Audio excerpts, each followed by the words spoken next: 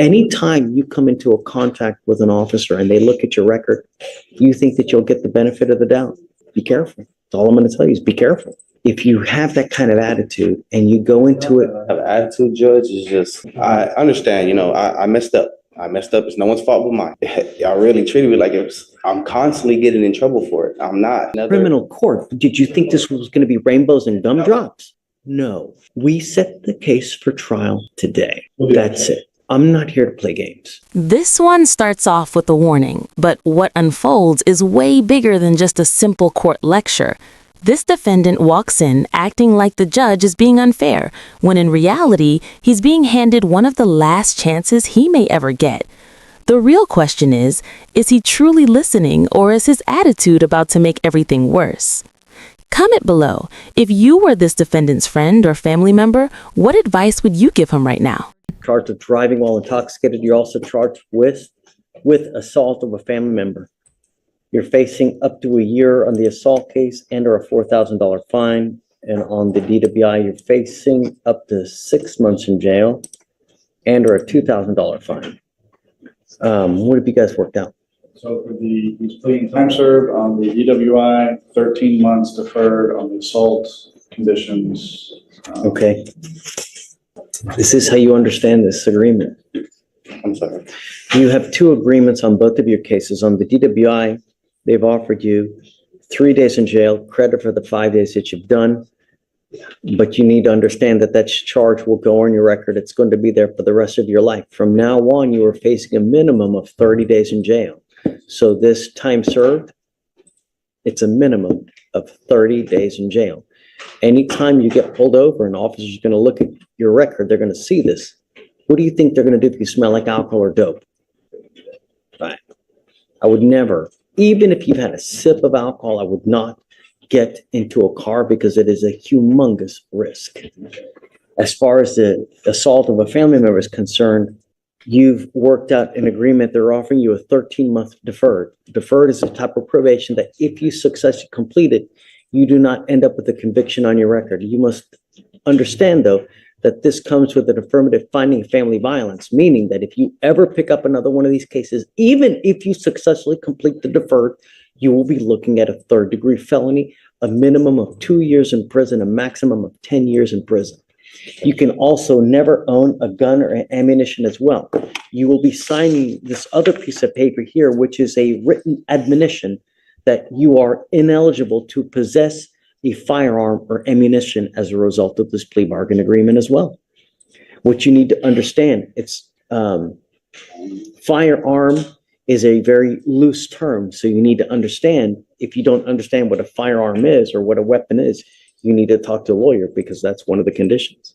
Do you understand? When you pick up criminal cases, there are a lot of collateral consequences, as you now see. It can impact you in ways that you never, ever see. That's why you need to strive to never pick up any kind of cases. And when you pick up multiple successive cases, it kills you. And now you're ending up with these things, with both of these. Anytime you come into a contact with an officer and they look at your record, you think that you'll get the benefit of the doubt. Be careful.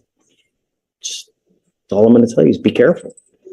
Now, part of the agreement on the deferred, you need to also understand you give up nearly every right known to man by entering this agreement. If you fail to live up to the terms of this agreement, we will issue a warrant for your arrest, put you in jail, and now you're looking at an entire year that you authorize to put you in custody if you violate this. Do you understand? For you to complete this successfully, you have to do a batterers intervention prevention program, what's called a BIP class. This is a 15-week, I'm sorry, it's 18, right? 18-week class that you have to go to one time a week for 8. You don't have to do this. You can set your cases for trial if you don't want to do this. Well, look, if you have that kind of attitude and you go into it. Have attitude, Judge, is just, I understand, I messed up. I messed up. It's no one's fault but mine. I understand that, but y'all really treated me like I'm constantly getting in trouble for it. I'm not. I understand I got a DUI and I ended up catching another. Criminal court. Did you think this was going to be rainbows and gumdrops? No, I didn't think that. I'm just, it's just. And here's the moment where everything starts falling apart. The judge gives him a clear choice: take responsibility or take it to trial. And instead of helping himself, he keeps talking in circles. This is the exact kind of courtroom moment where a bad attitude can turn a deal into a disaster. Comment below, should his lawyer have stopped him sooner, or is this completely on the defendant? And here's the thing, though, Mr. Faris, what you need to understand is if you think it was bad here, that's what you're saying to me now.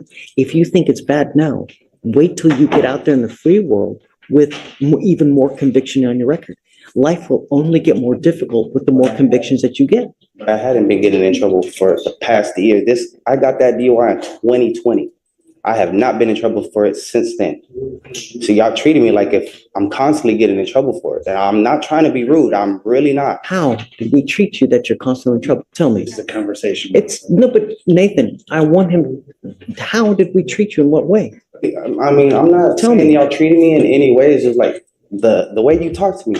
I have like I'm just a hardened criminal. All I did was I was young. I made a mistake. I was 20. I made a mistake. I was drinking. It was just a mistake. Please do not admit to committing the offenses. We actually haven't been found guilty yet. You mean how I'm talking to you right now? Yes, sir. I'm telling you what to expect. And I understand that, And I'm but telling you how it's going to affect you. and I understand that. And I'm telling you that you can't own a gun. That's fine. No problem. You can't own any ammunition. That is fine. No problem whatsoever. If you pick up another assault like this, you're looking at 2 to 10 in the penitentiary. See, but I didn't assault nobody, but I You're pleading understand. guilty to assaulting. But I understand. You're I'm not going to take your agreement. If you're telling me you're not guilty, then we're not going to do it. That's how this works. You're pleading guilty and admitting that you committed a crime. Okay. If you stand up here and say you didn't commit a crime, No, then no, you're not pleading this guilty. isn't like, it's not a game. And I'm not going to let you Understand that. plead guilty if you're not guilty. If you're not guilty, then let's try it. I'm not taking your plea of guilty if you're not guilty. That's it. You know, At this point, I politely request that we reset this case, short distance, have the client's appearance be required. well, hold on a second. How old is the case? I mean, the case is from 20, it's 510 days old? No. We set the case for trial today. That's it. And I'm not here to play games. If you're either guilty or you're not guilty, but we don't plead people guilty when they're not guilty. That's not a game that we play here. And understand, the way I talk to you now is in hopes that you don't pick anything up in the future, because I haven't. do you know how many times I hear that?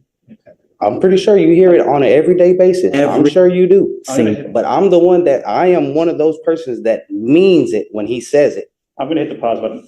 You pick up a case in 2020, and now you pick up a case in 2023.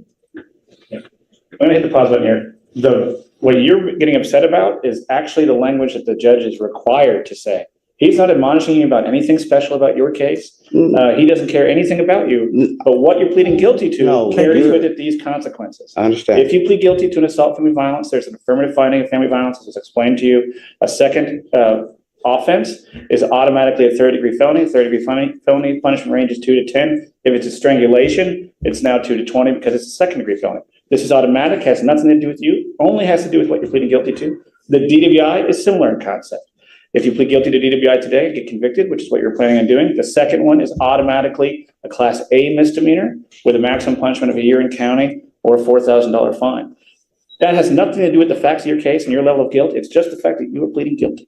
At the same time, I don't like this conversation. We're walking away, and we're going to have a later court date. So you go over here. So if you want to continue on the DWI and tee up the assault, we can do that as well. No, Judge.